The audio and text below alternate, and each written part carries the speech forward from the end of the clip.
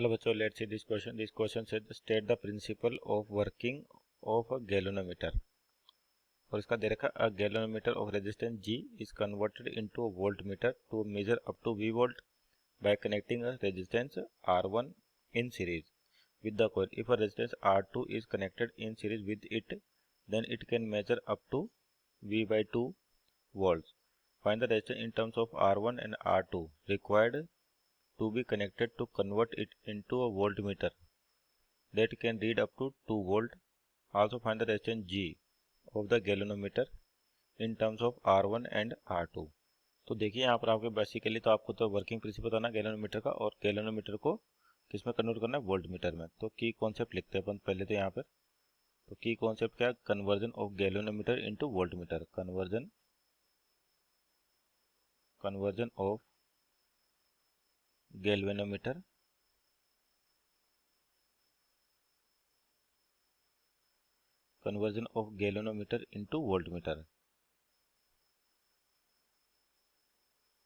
into voltmeter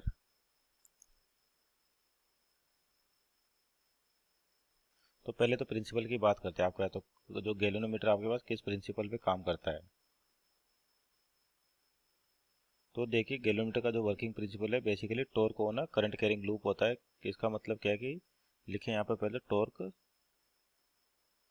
on a current carrying loop, on a current carrying loop.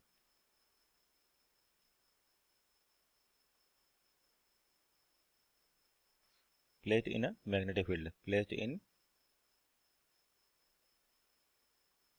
magnetic field।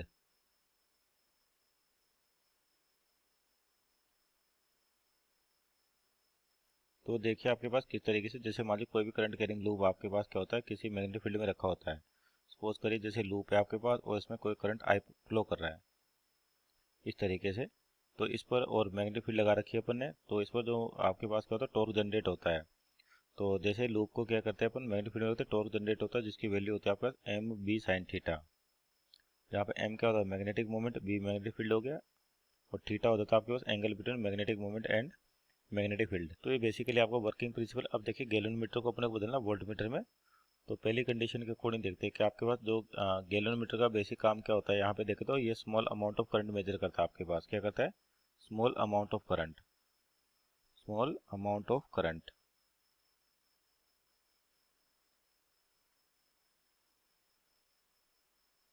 तो आपका galvanometer क्या करता है, स्मॉल अमाउंट ऑफ करंट, और उसके साथ करंट की डायरेक्शन भी बताता है। तो यहाँ पर जो पहला केस है कि अपने पास गैल्वेनोमीटर का जिसका रेजिस्टेंस जी दे रखा है उसको कन्वर्ट कर रखा है, जो वी वोल्ट मेजर करता है, कैसे, एक रेजिस्टेंस लगा रखा है अपने सीरीज में R1। तो आपका सर्किट डायग्राम देखिए कन्वर्जन का। तो इस तरह से मान लीजिए आपका गैल्वेनोमीटर है। तो गैल्वेनोमीटर की एक कंडीशन होती है कि इसके अंदर आपके पास करंट की वैल्यू बहुत कम होनी चाहिए। तो इसके लिए साथ क्या करते हैं अपन, हाई रेजिस्टेंस वाई लगा देते हैं, जो यहाँ पे R1 दे रखा है अपने को, और गैल्वेनोमीटर रेजिस्टेंस जी दे रखा है, और इसमें मान लीजिए करंट फ्लो करा IG। तो आपका जो V पोटेंशियल हो जाएगा, V इक्वल टू क्या होगा, IR। तो IG, और R का मतलब गैल्वेनोमीटर रेजिस्टेंस यानी कि G प्लस R1। तो ये होगी मान लेते पहली इक्वेशन। उसके बाद क्या दे रखा है आपको कि if a coil resistance R2 is connected in series it can measure up to V by 2 volt. यानी कि जब R के जगह पर R2 लगाते हैं तो ये क्या मेजर करता है आपके पास, V बाई 2 मेजर करता है, यानी कि V by 2 IG G plus R2, G plus R2। मान लेते इक्वेशन नंबर 2 है आपके पास। उसके बाद देखें अब क्या कहता है, find the resistance in terms of R1 and R2। तो आपने को पहला तो क्या है, required to be connected to convert into volt that can measure up to 2V। यानी कि अब 2 वोल्ट बताना है कि रीड करेगा, और आपको आंसर बताना है किसके टर्म में, R1 R2 के टर्म में, और आपको गैल्वेनोमीटर रेजिस्टेंस G की वैल्यू बतानी इन terms of R1 and R2।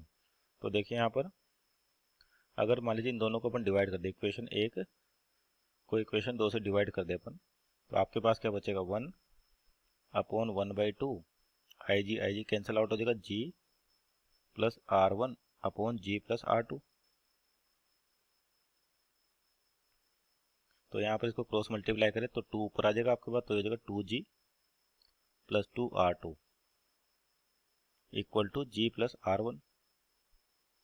तो G को इधर लेके आए तो 2G माइनस G हो जाएगा G, और ये बचेगा R1 minus 2R2, R1 minus 2R2। तो ये पहला अपना आंसर होगा galvanometer resistance in terms of R1 and R2। और अपने को रीडिंग देनी इस बार 2V देनी है, यानी कि आपके पास जो तीसरी कंडीशन दे रखी है कि आपका गैल्वेनोमीटर और इसके साथ मान लिया नया रेजिस्टेंस लगाया अपने R3, तो इसकी जो रीडिंग है गैल्वेनोमीटर की ये कितनी होगी 2V, यानी कि कितने में कन्वर्ट हो जाएगा 2 वोल्ट में। गैल्वेनोमीटर रेजिस्टेंस G है से आपके पास, तो इक्वेशन क्या हो जाएगी 2V इक्वल टू आपके पास IG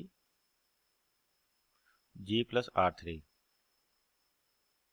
तो G की वैल्यू अपने पास किसमें R1 R2 की टर्म में आ चुकी है। तो यहाँ से अगर मान लीजिए G की वैल्यू निकाले किसी भी एक इक्वेशन रख दें, मान इक्वेशन नंबर 1 की बात करते हैं फ्रॉम वन, तो आपके पास क्या हो जाएगा V इक्वल टू IG और G का मतलब हो जाएगा R1 माइनस 2R2 और प्लस का R1। तो यहाँ से अगर 2 कॉमन ले लें तो 2IG बचेगा कितना आपके पास R1 माइनस R2। तो यहाँ से देखिए G की वैल्यू निकाले अपन, तो नेक्स्ट स्लाइड में G की वैल्यू क्या हो जाएगा आपके पास V/2 और R1 माइनस R2 अपन में जाएगा, तो यानी कि IG की जो वैल्यू हो जाएगी आपके पास V/2 R1 माइनस R2।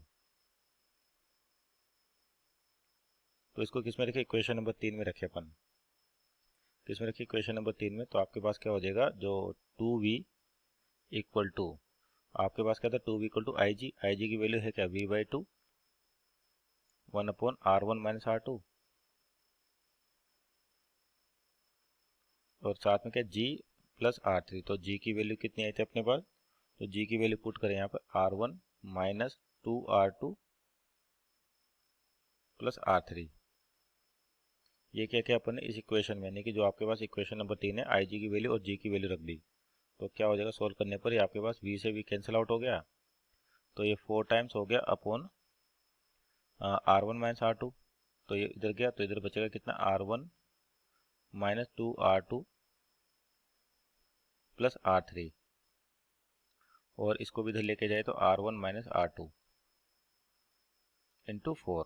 इस तरह से हो जाएगा आपके पास। अब इनको ओपन करें ब्रैकेट, तो 4R1 minus 4R2 equal to क्या हो जाएगा R1 minus 2R2 plus R3। तो यहाँ से आपके पास इस R1 को इधर लेके जाए तो 3R1 और ये माइनस का प्लस का हो जाएगा, तो इधर जाके बचेगा 2R2 इक्वल टू R3। तो आपका जो तीसरा रेजिस्टेंस आ गया इन टर्म्स ऑफ कितना रहा है R1 R2 में 3R1 minus 2R2। So this is our second answer. Hope you understood well. Best of luck.